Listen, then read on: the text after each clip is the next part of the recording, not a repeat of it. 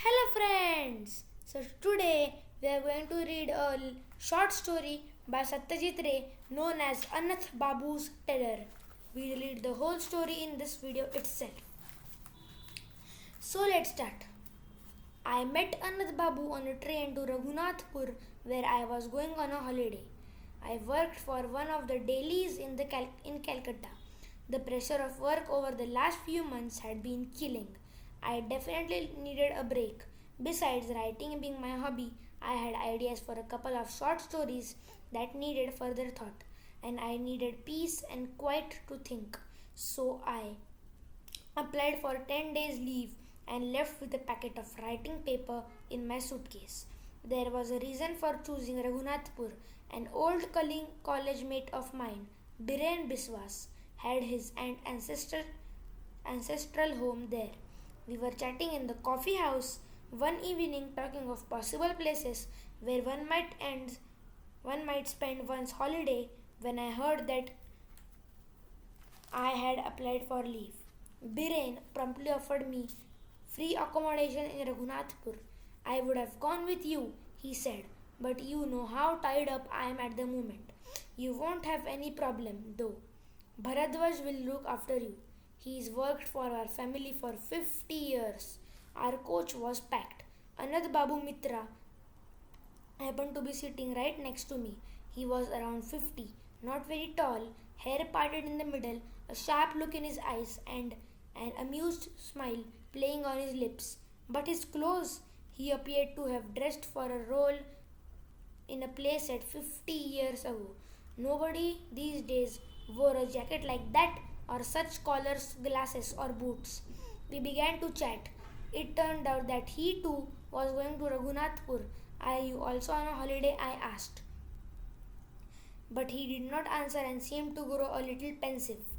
Or it may be that he had failed to hear my question in the racket that the train was making.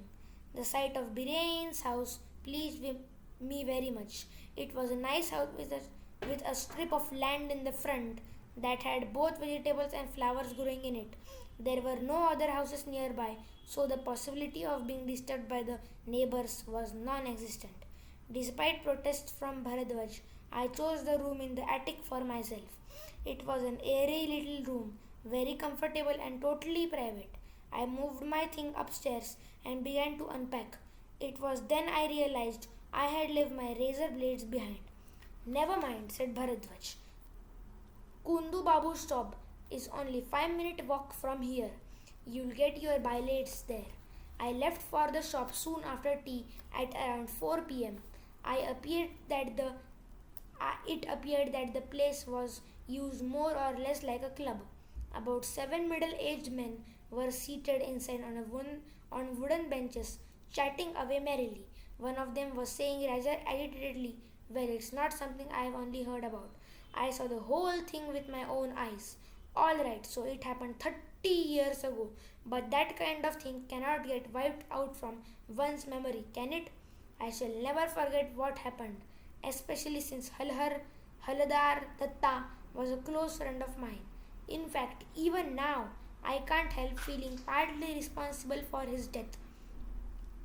I bought a packet of 7 o'clock plates and then I began to loiter looking at things I really didn't need.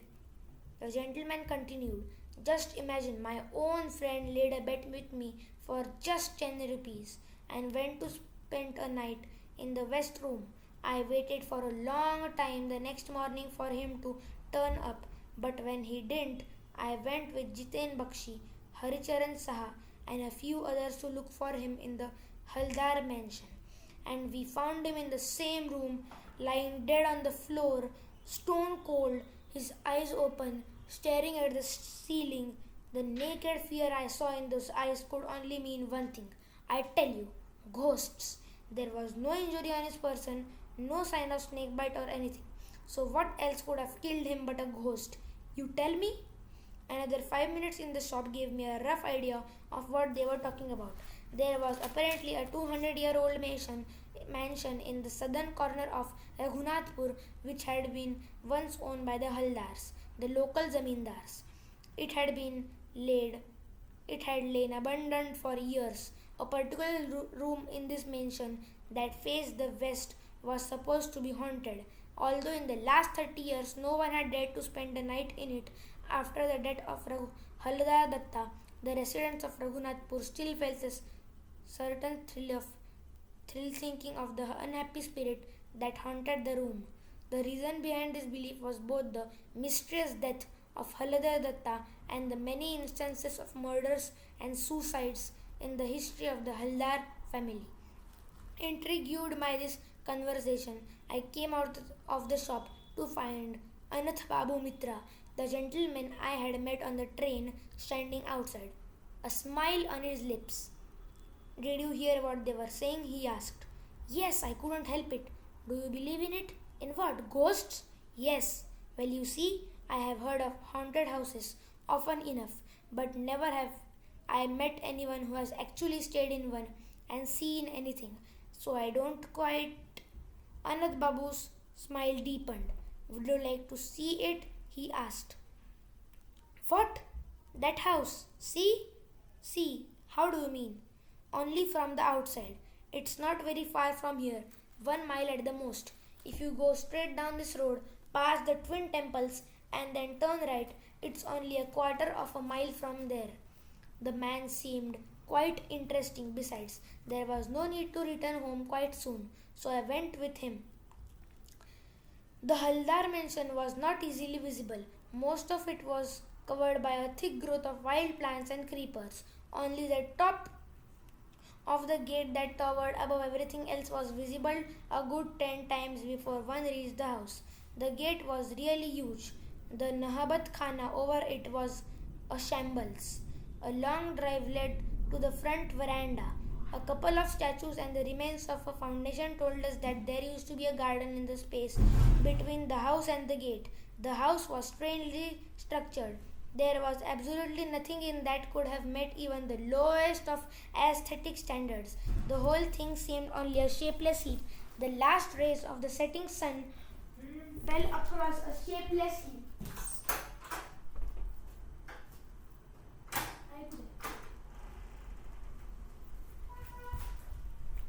Oh, sorry, I had gone to open the door.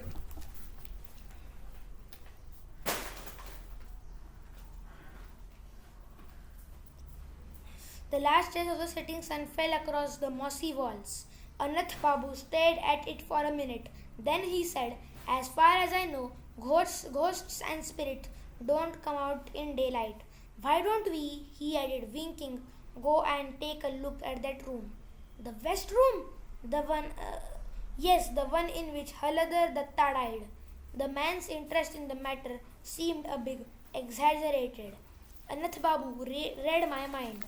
I can see you are surprised. Well, I don't mind telling you the truth. The only reason behind my arrival in Raghunathpur is this house. Really? Yes. In Calcutta, I heard that the house was haunted. I came all the way to see if I could catch a glimpse of the ghost. You asked me on the train why I was coming here. I didn't reply, which must have been appeared rude, but I had decided to wait until I got to know you a little better before telling you. But why did you have to come all the way from Calcutta to chase a ghost? I'll explain that in a minute. I haven't yet told you about my profession, have I? The fact is that I am an authority on ghosts, all things supernatural. I have spent the last 25 years doing research in this area. I have read everything that's ever been published on life after death, spirits that haunt the earth, vampires, werewolves, black magic, voodoo, the lot. I had to learn 7 different languages to do this. There is a Professor Norton in London who has a similar interest.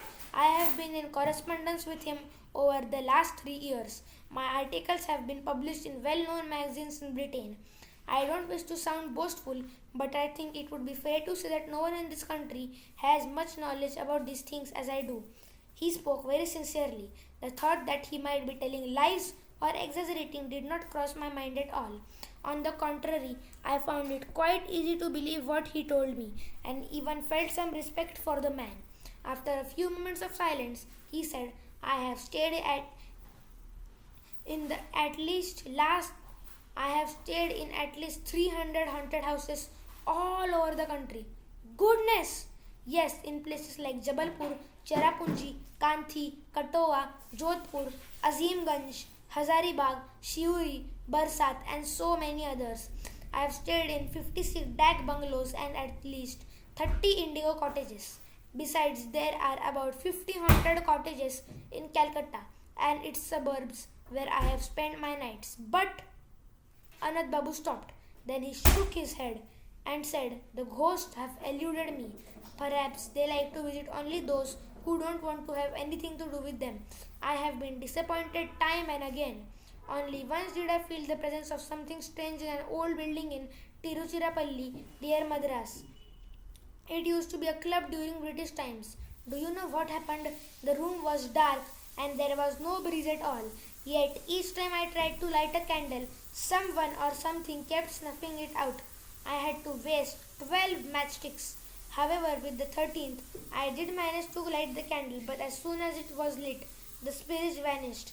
Once in a house in Calcutta, too, I had a rather interesting experience.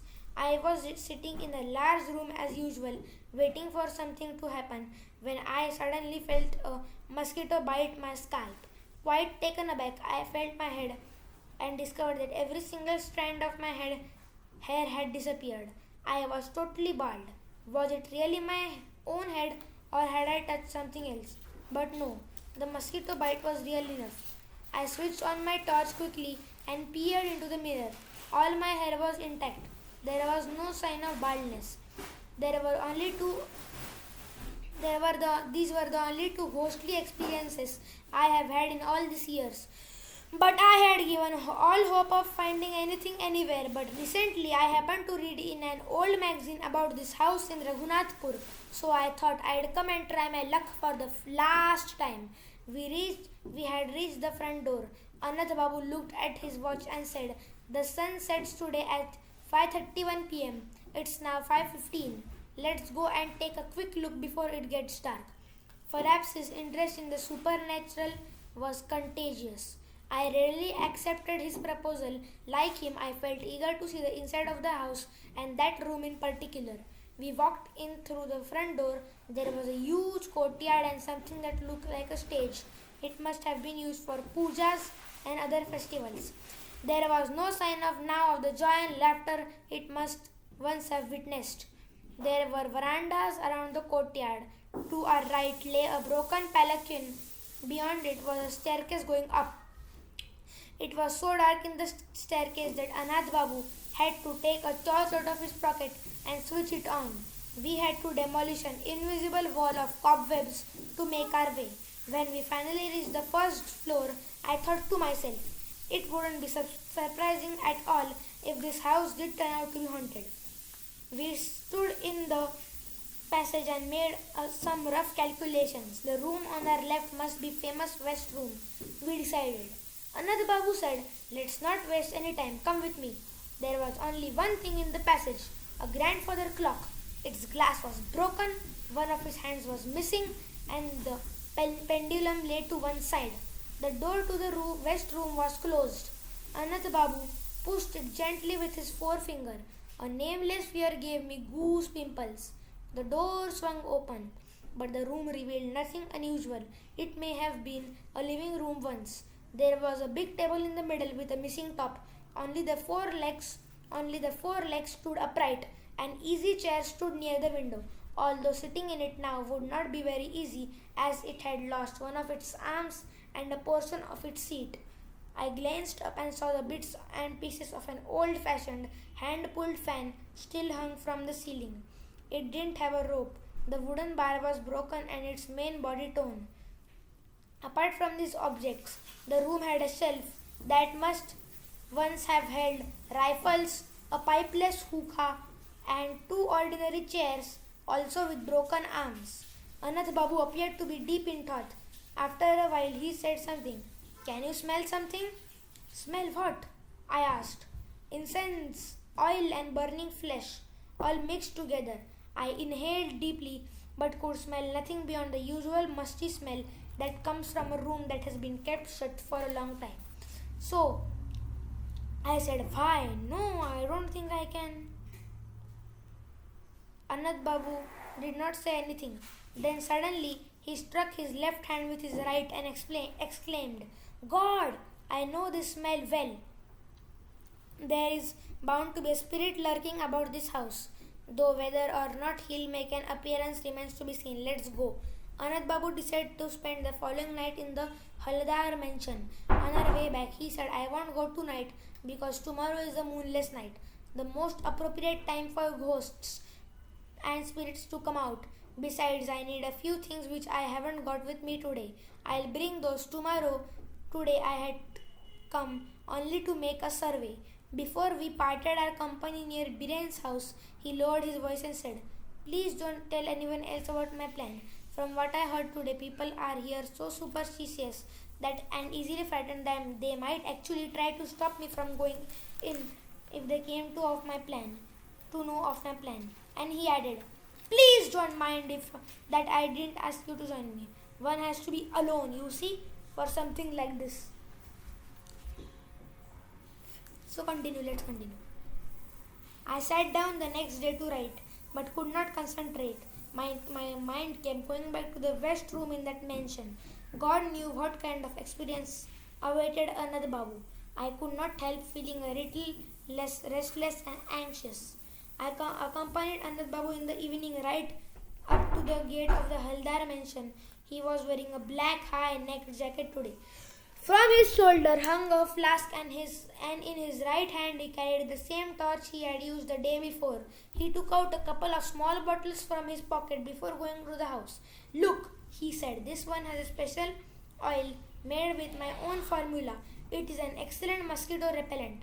And this one here has carbolic acid in it. If I spread it in and around the room, I'll be safe from snakes. He put the bottle back in his pocket and raised the torch and touched his head with it. Then he waved me a final salute and walked in, his heavy boots clicking on the gravel. I could not sleep well that night. As soon as dawn broke, I told Bharadwaj to fill a thermos flask with enough tea for two. When the flask arrived, I left once more for the Haladar mansion. No one was about. Should I call out to Anand Babu or should I go straight up to the west room? As I stood debating, a voice said, here, this way. Anand Babu was coming out of the little jungle of wild plants from the eastern side of the house, a neem twig in his hand, and he certainly did not look like a man who might have had an unnatural or horrific experience the night before. I had to search for about half an hour before I could find a neem tree. I prefer this to a toothbrush, he said, and he grinned broadly. I felt hesitant to ask him about the previous night. I brought some tea, I said instead. Would you like some or here, or would you rather go home?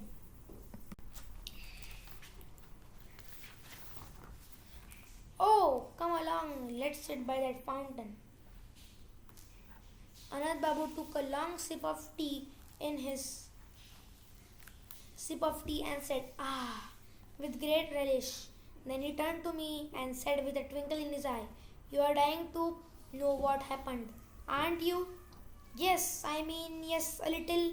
All right, I will tell you everything, but let me just say this one right thing away. The whole expedition was highly successful. He poured himself a second mug of tea and began his tale. Now I am going to read in a very high voice, so be attentive. It was 5 p.m. when you left me here. I looked around for a bit before going into the house. One has to be careful, you know. There are times when people and animals and other living beings can cause more harm than ghosts. But I didn't find anything dangerous. Then I went in and looked into the rooms in the ground floor that were open. None had any furniture left. All I could find was some old rubbish in one and a few bats hanging from the ceiling in another. They didn't budge as I went in, so I came out again without disturbing them. I went upstairs at around 6:30 p.m. and began making preparations for the night. I had taken a duster with me. The first thing I did was to dust that easy chair. Heaven knows how long it had lain there. The room felt stuffy, so I opened the window. The door of the passage was also left open, just in case Mr. Ghost wished to make his entry through it. Then I placed the flask and the torch on the floor and lay down on the easy chair. It was quite uncomfortable, but having spent many a night before under far more weird circumstances, I did not mind.